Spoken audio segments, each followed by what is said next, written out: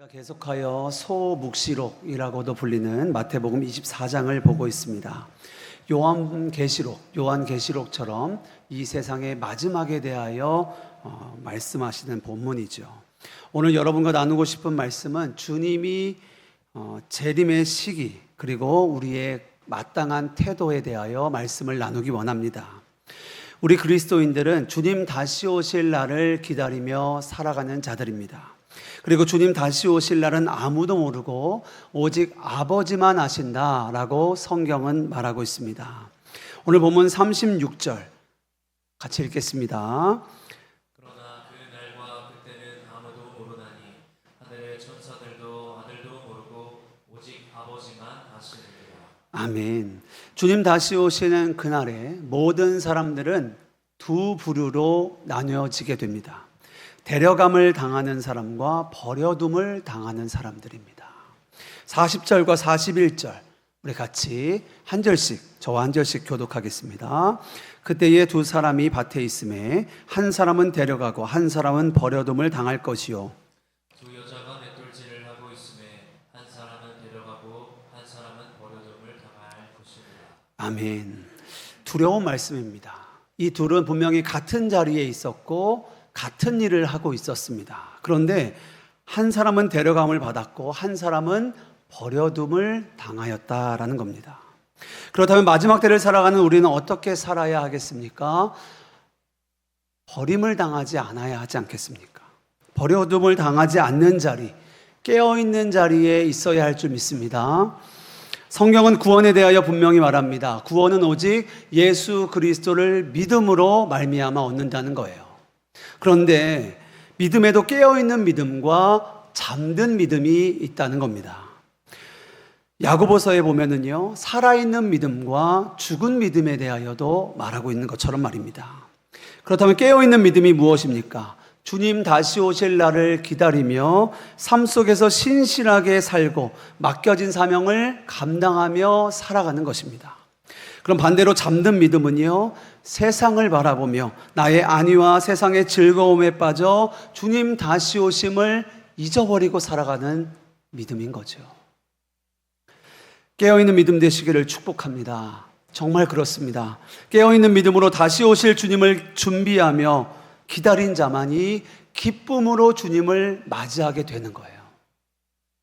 반면에 깨어있지 못하고 잠든 이들은 버려둠을 당할 것입니다. 그러므로 우리는 버려둠을 당하는 자리에 서지 않도록 더욱 우리의 영을 흔들어 깨워야 하는 것입니다. 자, 오늘 말씀 끝났습니다. 이게 결론입니다. 그런데 여기서 끝낼 수는 없으니까 조금 더 나누어 보도록 하겠습니다. 그렇다면 깨어있지 못하고 잠들어 있는 믿음과 삶은 어떤 것인가? 이것에 대하여 조금 더 좀 나눠보고 싶습니다. 시간이 갈수록 또 현대사회가 올수록 우리는 더 바빠지고 분주해지는 것 같습니다. 하루하루가 빠르게 지나가고 해야 할 일들은 더더욱 많아지고 그리고 처리해야 될 일들은 쌓여갑니다. 이것은 믿음이 있다는 그리스도인들에게도 마찬가지죠. 분주하게 세상을 살아가다 보면 주님을 기다리는 삶은 어느새 뒷전이 되어버리는 우리의 삶을 보게 됩니다. 믿음이 있고 또 주님을 기다린다, 그 믿음으로 산다라고 생각은 하면서도 그날이 막연하게만 느껴지는 겁니다. 그리고 그날이 실제로 언제일지 알 수 없다는 그 사실이 우리의 삶을 흔드는 거죠. 그래서 많은 그리스도인들이 주님 다시 오실 날을 간절히 기다리고 사모하며 살아가기보다는 오늘 현실에 그리고 이 세상에 안주하거나 세상을 바라보며 살아가게 되어지는 겁니다. 주님이 오신다라는 그 말은 익숙하지만 오늘 오신다라는 그 긴장감과 준비는 희미해져 있는 겁니다. 오늘 말씀은 그런 우리에게 분명한 경종을 울리고 있습니다. 인자가 어느 때에 올지 아무도 모르니 깨어있으라 라는 겁니다. 사랑하는 여러분, 우리는 정말 마지막 때를 살고 있습니다. 특별히 오늘 예수님이 말씀하신 그대로 노아의 때와 같은 시대를 우리는 살아가고 있습니다. 37절에 보면은요, 주님 오시는 날은 노아의 때와 같다라고 성경에 말하고 있어요. 이건 예수님이 하신 말씀입니다. 여러분, 노아의 때가 어땠습니까? 사람들은 무관심했습니다. 불경건했습니다. 쾌락에 빠져 있었습니다. 그리고 그 결과 무서운 하나님의 심판이 임하게 되는 거죠. 말씀 읽어보겠습니다. 마태복음 24장 38절, 39절 한 절씩 교독하겠습니다. 홍수 전에 노아가 방주에 들어가던 날까지 사람들이 먹고 마시고 장가들고 시집가고 있으면서 홍수가 나서 그들을 다 멸하기까지 깨닫지 못하였으니 인자의 임함도 이와 같으리라. 아멘. 자, 그런데 여기서 우리가 한번 생각해 볼 부분은요, 말씀에 보면 심판이 임박하였을 때에 사람들이 먹고 마시는 일, 그리고 시집가고 장가가는 일에 하였다라고 성경은 말해요. 근데 여러분, 먹고 마시는 거 중요한 거 아닙니까? 먹어야지 살죠. 마셔야지 죽지 않죠. 우리 자녀들 장가가는 거, 시집가는 거 중요한 문제 아닙니까? 자녀들에게 이제 예수님 곧 오시니까 너 결혼 생각하지 마 라고 말할 분 계십니까? 아니잖아요. 여러분, 오해하지 마십시오. 이 말씀은 먹지도 마시지도 말라는 말씀이 아닙니다. 일하지 말라는 것도 아니에요. 자녀 결혼시키지 말라는 것도 아닙니다. 성경은 먹고 마시는 것, 장가가고 시집가는 것이 죄라고 말하지 않았습니다. 자, 그런데요, 문제는 그들의 삶의 관심이 거기밖에 없다는 거예요. 하나님 나라의 관심은 없습니다. 위를 바라보지 않고 불경건하게 삽니다. 세상을 쫓고 세상만 바라봅니다. 그리고 그 결과가 무엇입니까? 심판인 거예요. 여러분, 하나님이 노아 때에 갑자기 홍수의 심판을 내리셨을까요? 아닙니다. 그렇지 않았습니다. 하나님은 계속하여 심판을 경고하셨고요, 오래 참으셨습니다. 그러다가 마침내 그 날이 이른 거예요. 성경에서 가장 오래 산 사람, 그 사람의 이름이 혹시 누군지 아십니까? 무두셀라입니다. 무두셀라. 몇 살인지 아세요? 969세를 살았다라고 성경은 말하고 있습니다. 노아의 할아버지죠. 노아가 태어났을 때 무두셀라가 살아 있었습니다. 노아의 자녀들이 태어났을 때 무두셀라는 살아 있었습니다. 이런 무두셀라의 이름 자체, 그 이름의 뜻이 무엇인지 혹시 들어보셨나요? 무두셀라의 이름의 뜻은요, 그가 죽으면 심판이 온다라는 거예요. 그가 죽으면 심판이 온다라는 뜻의 이름을 가진 것이 무두셀라예요. 자, 그러면 무두셀라가 살아있는 동안 사람들이 무두셀라의 이름을 부르고 그 이름이 불려지는 때마다 무엇이 선포된 건가요?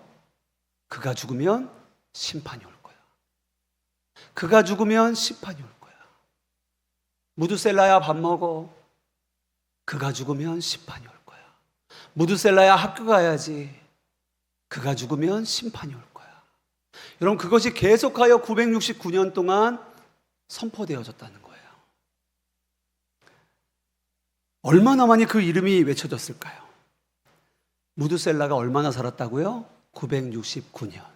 성경에서 가장 오래 산 사람입니다. 하나님의 오래 참으심을 이야기하는 거예요.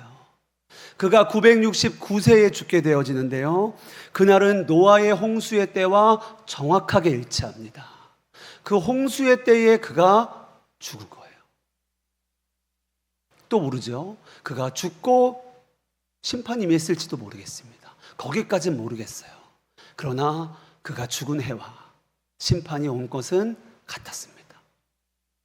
무엇을 말하는 것입니까? 하나님은 계속하여 심판을 외치셨어요. 경고하셨습니다. 돌이키라고 하셨어요.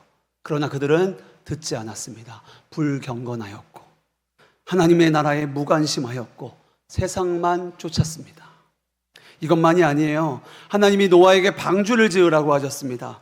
사람들은 구원의 방주를 짓고 있는 노아를 보며 조롱했습니다.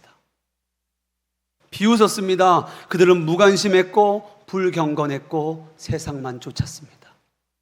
그리고 그 결과는 무서운 심판이었어요. 사랑하는 여러분, 깨어 있으셔야 합니다. 깨어 있는다는 것이 무엇인가? 하나님 나라를 바라보며 살아가는 삶을 말하는 거예요. 하나님 나라를 바라보라는 말은요, 이 세상을 포기하라는 말이 아닙니다. 세상을 떠나서 속세를 떠나라 이런 걸 말하는 게 아니에요. 기도원 들어가라는 걸 말하는 것이 아닙니다. 우리가 이 세상을 살아가면서 여러분의 일상 가운데, 여러분의 가정에서, 직장에서, 사업장에서 여러분들이 삶을 살아가는 그 동안에 하나님의 나라를 바라보며 믿음으로 살아가라 말하는 거예요. 그러나 여전히 많은 그리스도인들은 믿는다 하면서도 세상 사람들처럼 살아갑니다. 세상 사람들이 바라보는 것을 바라보고 세상 사람들이 쫓는 것을 같이 쫓습니다. 그렇게 살아가고 있는 거예요. 한번 생각해 보세요. 우리 자녀들이 이 세상에서 잘 살아가는 것, 부모로서 이거 너무나 중요한 문제죠. 저는 정말 우리의 자녀들 다음 세대가 정말 한 영혼도, 한 사람도 빠지지 않고 영혼이 잘 되고 범사가 잘 되고 강건하기를 정말 소망합니다. 전심으로 축복합니다. 정말 그렇게 되어지기를 간절히 사모하고 기도하고 있어요. 자, 그런데요, 우리 자녀가 좋은 대학에 가는 것과 천국에 가는 것, 어떤 것이 더 중요한 겁니까? 우리 자녀가 세상적으로 성공하고 돈을 잘 버는 것이 중요합니까? 아니면 하나님의 나라를 바라보며 조금은 덜 벌더라도 믿음을 지키며 믿음으로 살아가는 것이 더 중요한 겁니까? 어떤 것이 더 영원한 겁니까?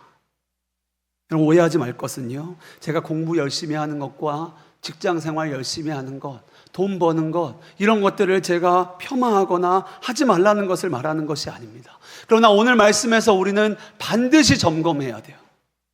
혹시 나도 노아 때의 사람들처럼 먹고 마시는 것과 시집 가고 장가 가는 것에만 몰두하고 있는 것은 아닌가?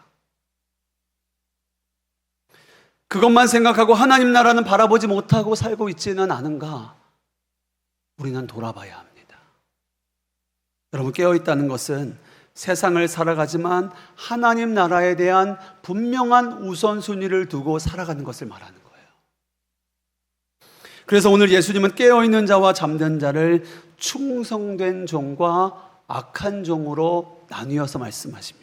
그렇게 비유하세요. 누가 충성된 종입니까? 주인의 뜻을 따라 맡겨진 사명을 감당하고 돌아올 주인을 기다리는 종입니다. 주인이 언제 올지는 몰라요. 그러나 끝까지 그 사명을 감당하며 하루하루를 살아가는 자가 충성된 종인 거예요. 반대로 악한 종은요, 주인이 더디 온다 하며 자기 욕심대로 살다가 심판받는 종이 악한 종인 거예요. 사랑하는 여러분, 주님 오실 날은 아무도 모릅니다. 그러나 충성된 종은 오늘 하루 맡겨진 자리에서 하나님이 맡기신 그 사명을 따라 살아가는 거예요. 예수님 오시니까 종말이 임박했으니까 공부할 필요 있나? 내가 열심히 살 필요 있나? 적금 들 필요 있나? 이런 거 다 필요 없어. 이것은 건강한 재림신앙이 아닙니다. 또 반대로 믿음이 있다고 하면서 세상에 빠져 살고 세상만 바라보고 세상만 추구하고 세상만 쫓는 것도 믿음 아닙니다. 우리는 세상에 살지만 하나님의 나라를 바라보는 자들입니다. 하나님의 나라를 사모하는 자들이에요. 주님 다시 오실 날을 기다리며 주님께서 다시 오실 날까지 맡기신 사명을 감당하며 하루하루를 충성되이 살아가는 것이 그리스도인인 겁니다. 그렇게 주님이 다시 오실 때 잘하였다, 충성된 종아, 이 말 한마디 듣는 것이 우리의 영광 아니겠습니까? 우리가 그날을 바라보며 살아가고 있는 거 아닙니까? 우리는 정말 무엇을 바라보며 살아가고 있는 겁니까? 주식이 오르고 내리는 거요? 아파트의 값이 오르고 내리는 거요? 내 자녀가 어느 대학에 들어가는가요? 중요하죠. 살면서 이런 것들이 중요하지 않다고 말할 수는 없습니다. 그러나 정말 우리에게 중요하고 영원한 것이 무엇인가? 우리가 그것을 절대로 놓치지 말아야 한다는 것이죠. 사랑하는 여러분, 깨어 있으셔야 합니다. 깨어 있으셔야 돼요. 세상 바라보는 것이 아니라 하나님 나라를 바라보며 충성된 종이 되어 주님 다시 오실 날을 기다리며 주님을 맞이할 준비를 하며 살아가는 저와 여러분 되시기를 주님의 이름으로 축복합니다.